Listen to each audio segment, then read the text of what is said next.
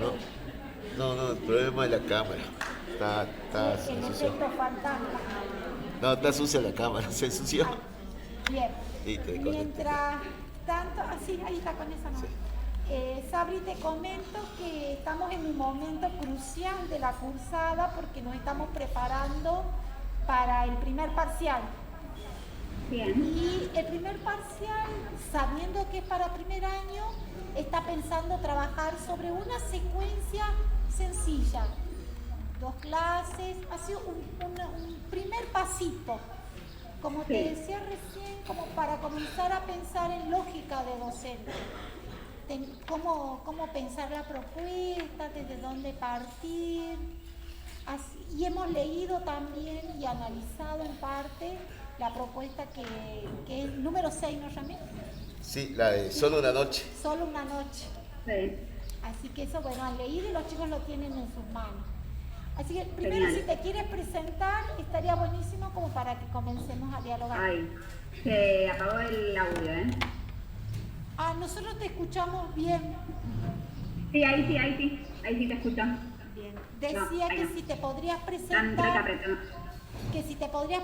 para que después ya comencemos a dialogar. Dale. Bueno, muchas gracias por la invitación. Para mí es un honor compartir esta mañana con ustedes. Me sorprende realmente la cantidad que son porque acá en la ciudad de Buenos Aires no suele haber tanta matrícula, lo cual me da mucha alegría que haya tanta gente que esté formándose y estudiando para ser docentes, una tarea tan importante para nuestro país. Bueno, yo soy Sabrina Flack, soy maestra de primaria acá en la ciudad de Buenos Aires. Soy antropóloga también, me recibí en la Universidad de Buenos Aires, a la Facultad de Filosofía y Letras. No ejerzo de antropóloga, ni tampoco me dedico a la investigación de antropología, pero sí me dio herramientas a lo largo de todos los años que estuve en el aula de primaria para tener una mirada quizá distinta, con otro enfoque, bueno, para pensar también en la otredad, ¿no? Bueno, las otras personas, las necesidades de las otras personas, ser personas empáticas con la persona que tenemos enfrente, más si se trata de infancias y juventudes. Y bueno, tengo un canal, una cuenta de Instagram donde comparto recursos docentes, un programa de radio en el sindicato que se llama Alta Secuencia, que les invito también a escucharlo los lunes a las 6 de la tarde. Y bueno, hoy también, hoy en día estoy en un colegio medio, que estoy dando en un tercer año una materia que se llama ESI y Pedagogía. Entonces trabajamos con un taller de educación sexual integral, que es un proyecto de la escuela. Así que bueno, hoy en día estoy en eso y bueno, me alejé un poco del grado de primaria porque tengo 3 niñas, 2 muy bebitas, que son gemelas, así que bueno, como que mi vida entra un poco en caos. Así que bueno, esta es un poco mi presentación. Otra vez les agradezco muchísimo la invitación. Para mí realmente es un honor estar participando de esta mañana en este curso. Sí, que a las 10. Bueno, gracias Sabri. ¿Te parece que comencemos con la propuesta, no? Dale, ¿Sí? A nosotros nos interesaría comenzar a analizar esa propuesta, la número 6 que te decía, porque el parcial que te comentaba hace rato, bueno, va a estar en torno a literatura y tu propuesta está encuadrada en nuevas líneas para pensar la literatura, más allá de quedar solamente en la lectura y en 2 o 3 preguntas. Haces todo un recorrido en esa propuesta en particular que a nosotros nos gustaría nos comentes por qué, por ejemplo, decidiste partir desde los cuadros. Bueno, cuando yo pienso en alguna propuesta, en prácticas del lenguaje más que nada, trato de, bueno, primero, y siempre hablando en el ámbito literario, ¿no? Porque después podemos pensar o en contextos de estudio o en lectura crítica de la prensa, pero cuando hablamos de ámbitos literarios, a mí me gusta como pensar, bueno, voy a trabajar con un tema, con un autor o autora, o con un género, ¿no? Y entonces arranco pensando en esto. Mi preferido son los temas, como cosas random, cosas cualquiera, que me dan ganas de explorar un poco. Y por ejemplo, en este caso fue La Noche. Ese cuento de Ana María Schwartz, yo ya lo había leído hace bastante y bueno, y es un cuento que utilizo. Y entonces me parecía que había como dos temas, me parecían en ese cuento, que era la noche o que también podía ser las puertas. Porque vieron que en el cuento abre, digamos, la puerta el cuento que el protagonista leía, abrió una puerta de la casa y después él abre la puerta de la heladera, o sea, había algo con las puertas y el traspasar. Entonces me parecía que eran como los dos temas que podía elegir y La Noche me generó mayor inspiración, simplemente eso. Entonces, y siempre me acuerdo de mi profesora de prácticas de lenguaje en el profesorado, que siempre nos planteaba esto de la posibilidad de hacer un trabajo previo a la lectura del cuento, que a mí es uno de los momentos que más me gusta de las propuestas de enseñanza. Entonces, y que también en estos primeros encuentros, antes de la lectura, que no nos circunscribamos solo en preguntar, bueno, ¿qué te parece que va a pasar? ¿No? Porque siempre, por lo menos a mí me pasa mucho que caigo en esta, ¿no? Leemos el título, Solo de noche, y bueno, ¿y de qué se te ocurre que puede pasar? Y hacemos anticipaciones a partir de esto. Y quizá queda medio ahí como ajustado, cortado, y entonces dije, bueno, a ver, vamos ahí como no sé, a flashear un poco, ¿no? Como decir, bueno, a ver, ¿por dónde estoy? Y bueno, no me acuerdo si justo había visto uno de los cuadros, no me acuerdo bien cómo fue, pero se me apareció también, por casualidad, uno de los cuadros de La Noche de Van Gogh, si no me equivoco, La Noche Estrellada. Y dije, bueno, es por acá. Y me puse a buscar, a ver qué cuadros hablan de la noche, porque es como un tema muy recurrente y que seguramente artistas han pintado a lo largo del tiempo. Entonces ahí me puse a buscar y entonces me pareció que podía ser una buena entrada, ¿no? Como en vez de preguntar qué pensaban que iba a pasar en el cuento, pensar en el tema, que era la noche, o sea, no me detenía tanto en el cuento en sí mismo, sino que el cuento después era como una excusa. Y la noche como objeto para ser estudiada y entonces meternos ahí, ¿no? Bueno, ¿qué cuadros, ¿no? Hablan de la noche? ¿Qué sensaciones nos genera la noche? Porque mientras algunas personas nos puede generar algo, no sé, sentimientos más vinculados a lo romántico o a, ¿no? Como imagina, no sé, dos personas enamoradas en la plaza bajo la luna, ¿no? Tengo esa imagen en la cabeza. A otras personas quizás les puede generar pesadillas o miedos, tensiones. Entonces me parecía interesante eso de que la noche podía despertar diferentes emociones y diferentes sensaciones a partir de las cuales se puede escribir. Entonces, bueno, por ahí arranqué. Bien, bien. Gracias, Sabri. En otras experiencias, ¿a qué otros recursos has utilizado para trabajar, para hacer este trabajo previo a la lectura? Bueno, la verdad es que a mí la cabeza me funciona un poco así, ¿viste? Por ejemplo, no sé, se me ocurre cuando trabajo con Cortázar y no sé, me imagino las líneas ahí tiene un cuento breve que creo que se llama Las líneas de la mano, o no me acuerdo exacto el título, pero habla de las líneas de la mano y lo que hace es relatar el camino que hace una línea de la mano que se escapa y llega hasta un revólver, ¿no? Hasta un revólver que alguien lo tenía en la mano. Y entonces, bueno, yo ya sé que voy a trabajar sobre manos, ¿no?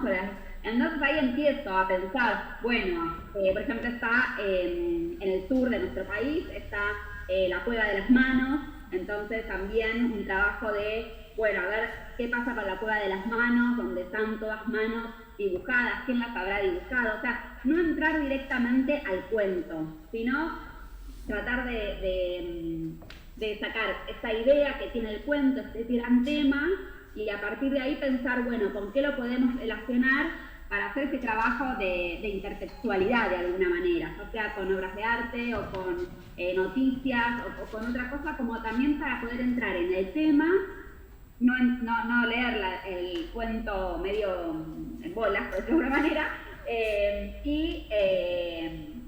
pero tampoco estar tan amarrados a la idea que teníamos preconcebida de qué se iba a tratar, ¿no? Entonces es esa tensión que me parece que está buena poder plantearle a sus futuros estudiantes para también que tengan una mirada más amplia sobre la literatura.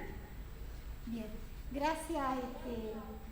Volviendo a la propuesta esta de la noche, del cuento, vemos que después del trabajo con los cuadros propone ya comenzar a describir. ¿Por qué miraste la descripción en particular y no encaraste ya con el trabajo de la secuencia narrativa? Sí, no tengo realmente un porqué. A mí me gusta mucho el texto descriptivo en primaria. Me parece que es un tipo de texto que permite muchas cosas. Siempre va a aparecer texto descriptivo en mis secuencias. Me parece que tiene un potencial muy bueno para el nivel, porque se trabaja, bueno, adjetivos, se trabaja sustantivos comunes, la diferencia con sustantivos propios, las construcciones comparativas, construcciones preposicionales, o sea, todo lo que es toda la parte, no sé exactamente cómo lo quieren en el diseño curricular de Jujuy, pero como toda la parte de análisis sintáctico, que en la ciudad de Buenos Aires no lo tenemos en primaria así como análisis sintáctico, a nivel primario, pero me parece que el texto descriptivo permite una reflexión sobre el lenguaje súper profunda, que no lo permite tanto otros textos. Y me parece aparte que es un tipo de texto que permite ir desde, a lo largo de todos los grados, digamos, ¿no? Como que es muy versátil. Obviamente no voy a esperar la misma descripción en primer grado que en séptimo grado, pero sí es posible llevarlo adelante en todos los grados. Y me parece sí fundamental esto que del lugar de los adjetivos, para escribir, me parece fundamental saber y reflexionar sobre el uso de los adjetivos y de los sustantivos comunes. Entonces, eso me parece que está bueno siempre meter algo. A mí es un gusto personal de un texto descriptivo. No, mira, realmente parece que hubiéramos acordado la conversación, porque justo hicimos una entrega de práctico y donde precisamente con mi pareja pedagógica estamos tratando de hacer como un cambio ahí en ese sentido, de pensar el adjetivo, ya no en la oración, así como decía, en un análisis sintáctico, sino desde esta mirada que estás describiendo. Así que bueno, una más que se suma a la misma lucha, sí, para que los chicos se terminen de convencer. Gracias, Elisa. Avanzando con la secuencia, vemos que caminas a la escritura creativa y colocas el subtítulo de escritura creativa. ¿Podrías comentarnos brevemente allí qué manejas cuando dices escritura creativa? Sí. ¿Qué sería? Bueno, para mí todo acto de escritura es creativo, digo, básicamente. Escribir es creativo, pero muchas veces es como que está muy en los manuales o en diferentes materiales que giran en las escuelas, está como muy guiada la escritura. ¿No? Como, bueno, escribí una noticia y bueno, no sé, bueno, después tenemos que tener discusiones al respecto si está bien pedirle a niñas de 6, 7 años, 8 años que escriban una noticia, ¿no? Sin ser periodistas. Pero bueno, pero me parece que la escritura creativa, esa idea tiene que ver con... a mí me gusta mucho un autor que se llama Gianni Rodari, que bueno, que él digamos, está todo el tiempo con la escritura creativa, como su leitmotiv, y leí varios libros de él y eso a mí, y durante el profesorado también, y eso como que siempre lo llevo como marca, ¿no? Como la posibilidad de poner en palabras cosas que van apareciendo en la cabeza y que las podemos ir ordenando. Entonces acá cuando planteo la escritura creativa, bueno, diferentes consignas posibles, ¿no? Me gusta siempre interpelar a esa persona, me gusta que la persona escriba en primera persona, porque es como otra forma de involucrarse también en ese texto. Entonces acá, imagina que estás en tu casa, abrís la puerta del horno, porque en el cuento, digamos, abría la puerta de la heladera. Entonces acá, como estamos hablando de infancias pequeñas, ¿no? Estamos hablando de que tienen entre 6 y 12 años aproximadamente. Entonces, como ven, no es una idea totalmente nueva, sino que tiene su ancla, digamos, pueden anclar el contenido del cuento, o sea, de lo que ya leyeron. Entonces, abrís la puerta del horno y de pronto te encontrás en otro espacio. El calor se vuelve insoportable. ¿Cómo es este lugar? ¿Qué personajes lo habitan? Bueno, tengo un montón de errores de tipeo. ¿A qué lo puedo ver? Pero lo que voy es... ya eso lo pudieron observar en el cuento, porque abrieron la puerta de la heladera y pasó algo con el frío. Entonces, acá la idea es que piensen, bueno, lo contrario, ¿no? Como, bueno, ¿qué pasa cuando abrimos el horno y está caliente? Podría ser, si quizás en un sexto, séptimo grado, primer año de la secundaria, ya proponer quizás algo totalmente nuevo. Pero acá me parecía que, bueno, es siempre tratar de ofrecer situaciones de escritura que quizá hayan sido trabajadas previas o algún tema que haya sido trabajado previo para que tengan de dónde traer esas ideas. Ahí está. Sí, gracias. ¿Podrías por ahí, desde tu experiencia docente y a la hora de pensar las propuestas puntualmente en literatura, que es lo que en este momento nuestro tema de reflexión y de análisis, darle algunas recomendaciones aquí a los estudiantes de primer año, como para decir, bueno, estas son claves para pensar una propuesta de literatura, sea una o dos que a lo largo de tu recorrido como hayas dicho, esto me resultó, acá hay que ahondar porque se abren nuevas puertas, no sé. Sí, qué difícil. Bueno, para mí, yo siempre en mi secuencia yo planteo estos 3 momentos, ¿no? Un trabajo de prelectura, donde hacemos ese trabajo como de intertextualidad y paratextualidad. Después el trabajo mismo de lectura y de intercambio lector, que bueno, que el intercambio lector también hay que planificarlo, o sea, no es que te gustó o no te gustó, o sea, como que hay que salir de eso, hay que pensar preguntas para localizar información en el texto, para que se vuelva al texto, poder identificar qué tipo de palabras o expresiones utiliza el autor o la autora, ¿no? O sea, todo eso es parte del intercambio lector. Y después sí una consigna de escritura, que implica siempre esto, ¿no? Como primero algunas escrituras intermedias, por ejemplo, una lista de palabras que les pueden ayudar a armar el texto, o si estamos hablando de un texto descriptivo que van a tener que hacer, primero de manera colectiva, armar un cuadro, yo le llamo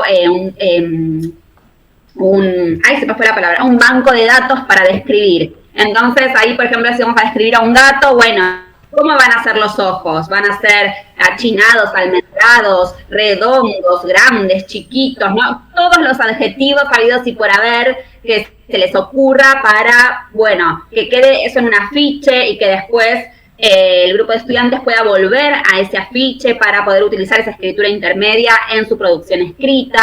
Y después, bueno, la etapa más compleja y engorrosa, que es la de reflexión sobre el lenguaje a partir de las producciones de estudiantes, ¿no? Que es cuando, bueno, vemos, uy, mira, este texto descriptivo, este gato, no me lo puedo imaginar porque me falta saber cómo es el pelo, si tiene, no sé, si el pelo es suavecito, si, no sé, si las orejas son más puntiagudas.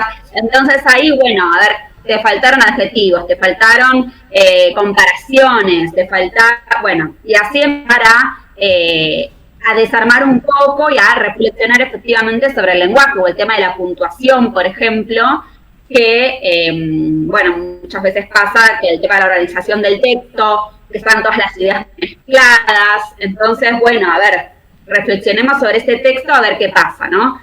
Y después, por último, después de la revisión, que pasen en limpio, que reescriban el texto para tener una versión final. Y siempre yo cuento esto porque me parece interesante. Una vez me pasó que yo seguía pidiéndoles que reescriban y que vuelvan a hacer la versión porque todavía faltaba, porque yo quería que esté perfecto. Y los pibes ya no podían más, hacía como 2 meses que estaban reescribiendo.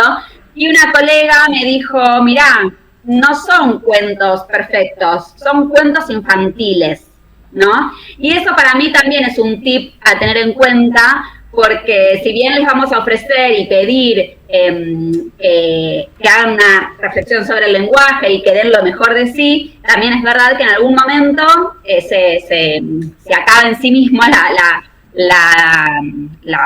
digamos, la instancia de reescribir y hay que aceptar, tenemos que saber que son textos infantiles de niñas de muy corta edad, y que bueno, y que ahí se acaba, ¿no?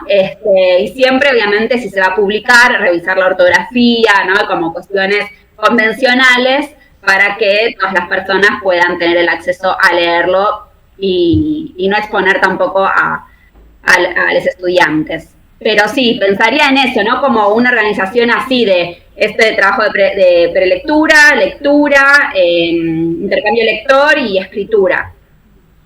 Bueno, gracias. Voy a preguntar a los chicos a ver si alguno se anima a hacer alguna preguntita. ¿Alguna curiosidad? ¿Algo del cuento? Algo que te despertó así, una sensación.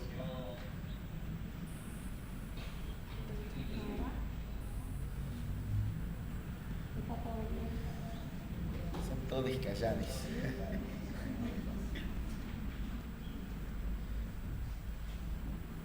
Ninguna curiosidad, ninguna duda a cómo se encararía quizás otro tema, la podrían sacar alguna ayuda para el parcial. Nada. A ver, te podrías acercar así. Acá, mira, de este lado está. Acá viene el delegado. Se va. Acá. De acá habla mejor, acá te digo. Buenas. Buenas. Usted no planteaba que para poder abordar, yo lo entendí más o menos así, usted nos plantea asociar lo que vamos a enseñar, pero desde una mirada, como dividirlo un poquito más al concepto para que no sea tan de golpe presentar solamente el material. Hacemos una lectura, una asociación, un acercamiento, para que los chicos no vean tan de golpe el tema y no sea solamente ir y entregar.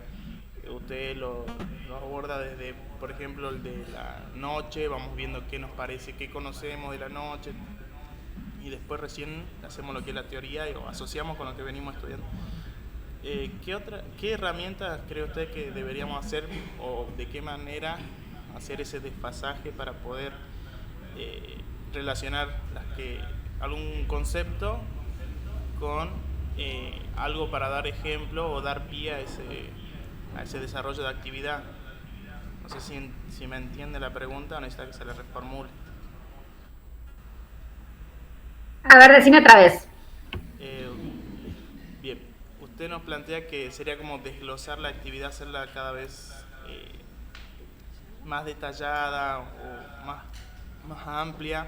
¿Qué herramientas podemos implementar para hacer eso, para que no sea tan solo ir y llevar el material?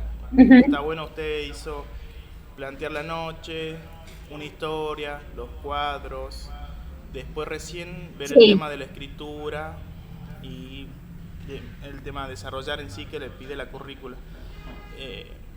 ¿Qué herramientas cree que deberíamos usar para hacer un buen desarrollo con respecto a la asociación del desarrollo de la tarea con lo que le exige aprender? Por ejemplo, en este caso, la escritura y eso. Bien, por ejemplo, permiso, profes, les propongo algo. Díganme algún tema, cualquiera, el que se les ocurra, algo que vean en su entorno. Por ejemplo, yo ahora veo puertas. Lluvia, dicen acá. Lluvia, me encanta, amo. Bueno, ¿y lluvia en qué grado?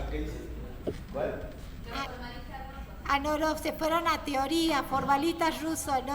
Vos hablás cuando decide tema, estás hablando de lluvias, puertas, temas que pueden disparar, ¿no? La escritura. Eso, el entorno. Sí, lluvia. ¿Qué más? ¿El grado? ¿Para qué grado? ¿Para qué grado? ¿Qué grado se imaginan que tendrían? Tercer ciclo, para nosotros sexto, séptimo, porque nosotros Sexto, miramos séptimo. tercer ciclo, acá sexto, séptimo. Bien, pensemos entonces, lluvia para sexto, séptimo. Lo que primero yo haría, ¿no? Es buscar cuentos con lluvia. Lo primero. Entonces pensaría, busco cuentos con lluvia. El que se me ocurre en este momento, en Crónicas Marcianas de Ray Bradbury, porque por eso para séptimo, este libro no lo usaría para primer ciclo. Crónicas Marcianas de Ray Bradbury es ciencia ficción y empieza la primera crónica con una tormenta. Entonces, bueno, digo, lluvia me trasladé a tormenta, ¿no? Entonces digo, bueno, voy a trabajar con ese cuento, con esa crónica, ¿no? Es crónica porque es como que empieza y termina en sí misma. Todas están relacionadas, pero se puede leer por separado cada crónica. Entonces, pensaría, bueno, voy a leer este cuento. Antes de leer ese cuento, les voy a, por ejemplo, mostrar, siempre las imágenes vienen bien, entonces podría pensar en imágenes de ciudades lluviosas, ¿no? Vieron que las ciudades con lluvia son particulares, porque se ve el cielo nublado, está como todo muy gris, hay paraguas, está inundado, ¿no? Entonces pensaría, bueno, voy a mostrar todas imágenes de ese estilo. Y me preguntaría quizá qué sensaciones despiertan esas imágenes. Y después buscaría otras imágenes que sean lluvias más agradables quizá, donde haya infancias chapoteando en el agua, ¿no? O, no sé, gente ahí divirtiéndose bajo la lluvia. Entonces ahí estamos ofreciendo diferentes sensaciones y diferentes percepciones, ¿no? De cómo es la lluvia. También podríamos escuchar canciones, por ejemplo, relacionadas con la lluvia. No se me ocurre ahora alguna, pero seguro que hay. O de lluvia, cantando bajo la lluvia, dicen aquí. Bueno, por ejemplo, ¿y por qué esa persona cantó cantando bajo la lluvia? ¿En qué contexto lo habrá hecho? ¿Qué le pasó? ¿Qué nos pasa a nosotros cuando escuchamos esa canción? Después, por ejemplo, podríamos trabajar con paraguas, ¿no? Y entonces estamos armando toda una familia semántica, de todo el mundo de la lluvia, un campo semántico de todo lo que es la lluvia. Entonces, por ejemplo, ahí podemos también incluso escuchar el cuento Aplastamiento de una gota, de Cortázar, que habla justamente de las gotas que van cayendo en el agua. Podemos escuchar la canción de Magdalena Fleitas, que habla sobre el agua. Podemos escuchar la canción de los piojos, del agua, ¿no? Como, bueno, no sé si yo soy muy fan del rock, pero no sé si la conocen. Bueno, buscar ahí diferentes canciones, poesías, ¿no? Como cosas del agua, ¿sí? Y una vez que tenemos todo eso, ahí podemos, por ejemplo, armar una mesa, ¿no? De textos, de imágenes que estén relacionadas con el agua, con la lluvia, con la tormenta.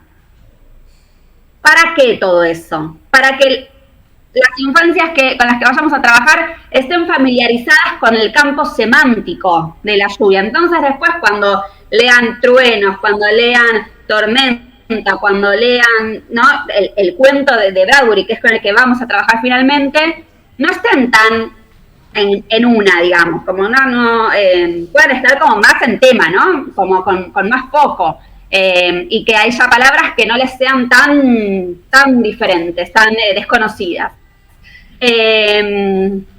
Bueno, y a partir de ahí hacemos esa mesa, que podemos pensar en parejas o tríos que elijan uno de esos recursos, que lo lean y que después compartan. Entonces trabajamos la oralidad y que cuenten al resto del grado qué es lo que leyeron, ¿no? Y qué sensaciones les despertó, qué se imaginaron. No es como un trabajo de explicación de los recursos. Y después sí, vamos a esta crónica, la primera crónica que habla de esta tormenta de verano. Bueno, es el género de ciencia ficción, entonces ahí vamos a tener que trabajar obviamente más una cosa teórica en relación a la ciencia ficción y al género, quién era Ray Bradbury, de qué país es, ¿no? Contextualizar la producción también de ese libro.